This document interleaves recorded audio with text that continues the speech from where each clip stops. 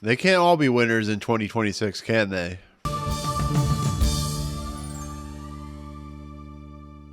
What's going on, everyone? Welcome to Movie Emporium's movie review of Desert Warrior, the newest film from director Rupert Wyatt. Okay, so this story is pretty simple. It takes place during the Sassanian Empire. It stars, of course, Anthony Mackie as the traveling bandit, the character that you see in a lot of movies who's very reluctant and just wants money. Basically, he's very selfish. Think of Han Solo for this 7th century empire or whatever. And he comes across this character played by Aiysha Hart, who plays Princess Hind, and she is trying to escape a character played by Ben Kingsley, who plays Emperor Ghassan. And basically, it is about the Battle of Dukar, about a pre-Iraq, about the Sassanian Empire and the nature of these tribes in the desert who are fighting against oppression. And it basically is a story that you've seen a billion times before, whether good or bad, about an individual who is reluctant, who ends up helping try to take down this tyrant and try to take down this emperor. Of course, we have Sharlto Copley in this movie as the kind of right-hand man to the emperor, and it basically is an action-adventure movie that's directed by Rupert Wyatt. So that's kind of what this movie is. It's very similar to what you've seen before. So with that said, a movie like this very much is in Rupert Wyatt's wheelhouse, his action sensibilities, Captive State, Rise of the Planet of the Apes. He's a director who's very talented in the action sense, but the stories that he kind of takes off from are never usually the greatest. Captive State had great visuals, but not great storytelling. Of course, the Matt Reeves films were much better than his original film, Rise of the Planet of the Apes, even though it's a good movie. So I went into this movie hoping for some good action. I was hoping at least a decent story. It's 2 hours and 6 minutes, but it has troubled actors like Anthony Mackie, and it has troubled actors like Ben Kingsley in this movie, who were not the most what I would call relatable actors. Ben Kingsley is known for being very difficult to work with. Same thing with Anthony Mackie. But I at least wanted to go in this with the understanding, yes, this is a movie that is a Saudi-funded movie. It's a $150 million budgeted film.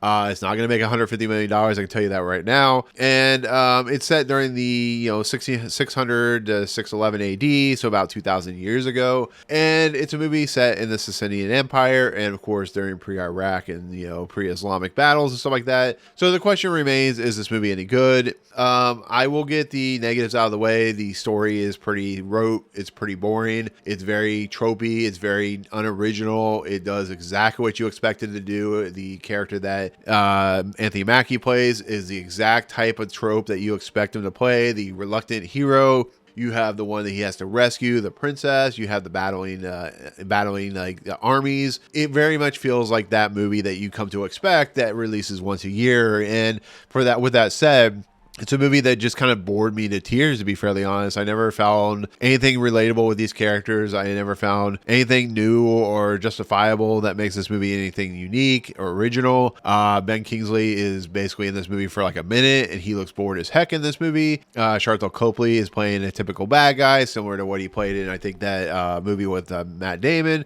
Elysium, I think he was in as the bad guy. It does everything you come to expect. Aiysha Hart in this movie is just playing another princess that they're using to build up, similar like Keira Knightley in Pirates of the Caribbean. And it's just not a very fun story. It's similar to Captive State, where the story just add up to anything interesting or unique or different, and so therefore it fails under that realm. And the characters are very tropey. So that's just kind of where I land when it comes to the story and the kind of the negativity of this movie outside the score, which I didn't care for either. And like I said, the motivations are they're very tropey and unique or ununique. And once again, set in this movie during a very interesting kind of juxtaposition of history with the Sassanian Empire, not knowing too much about it, not knowing too much about the Battle of Dakar and stuff like that. I really don't know if this emperor was truly a bad person, but they make him out to be a bad person. And sometimes, you look at a movie like Gladiator with that character and the Emperor of Rome, and they make him out to be like this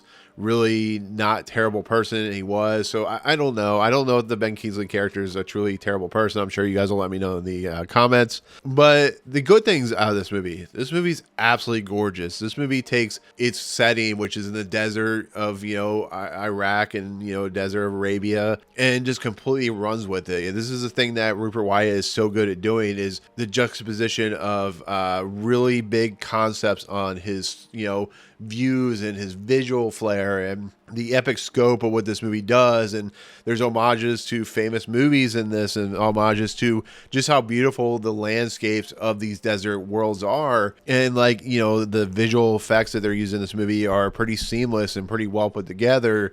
And the movie just looks astonishingly good. You know, the set pieces are great, the action is great, the costuming is great, the visual flair is great. Everything about what this movie looks and feels is absolutely astonishing and very just well put together. You know, when the tribes are fighting with one another, how they live, how they work with one another, it really is great, and it leads to a great kind of very typical tropey ending to a film, but does it with like flourish. It's something that, you know, you look at Planet of the Apes, Rise of the Planet of the Apes, and Rupert Wyatt does a really nice job of making a really good set piece for an ending of this film.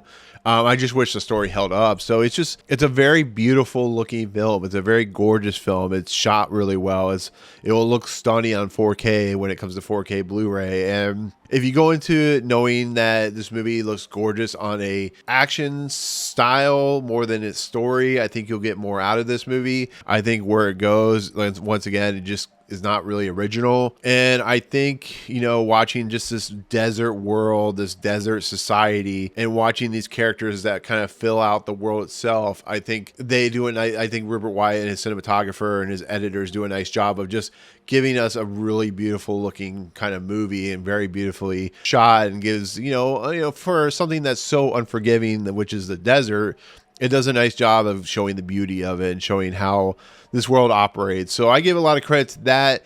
That's why if I were to give this movie an actual star rating, it'd be like 2.5, because at least it's got that to watch. But there's much better movies that are kind of in this realm of this idea of like the unreluctant hero that goes in and tries to fight the bad guys and ends up, you know, what you expect. So there you go. That's my take on Desert Warrior, which will be in theaters and eventually on VOD. So in the comments below, what is your favorite type of movie like this? You know, the reluctant hero ends up helping out the smaller people, smallish, you know, societies that take over the big people and stuff like that. Let me know in the comments. But otherwise, if you like what you see on the channel, hit the subscribe button to join Movie Emporium. Hit that notification bell at the top to find what's coming next. If you like this video, awesome, hit that like button. And as always, we'll see you guys on the next video. Peace out, guys.